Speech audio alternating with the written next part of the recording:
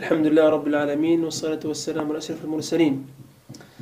أما بعد، فهذه بإذن الله تعالى طريقة إبطال السحر.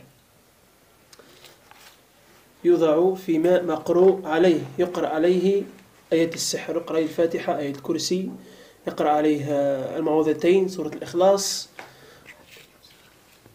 ثم يوضع السحر في هذا الماء المقروء الذي قرأ عليه، ثم تبقى هذه الأسحار حتى تمحى الكتابة، حتى تمحى الطلاسم التي فيها، طلاسم، رموز، كلام غير مفهوم.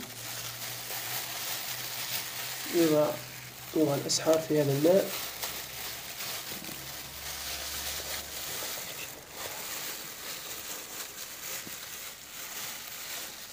هكذا توضع، ثم تبقى الأسحار في هذا الماء المقروء،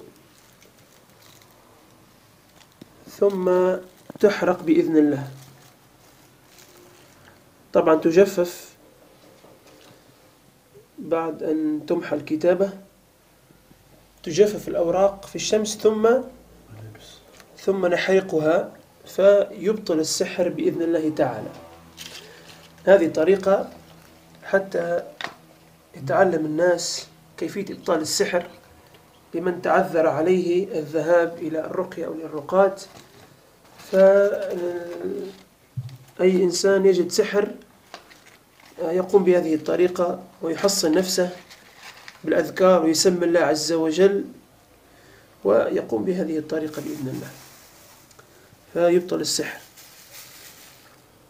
حسبنا الله ونعم الوكيل في السحرة. السلام عليكم.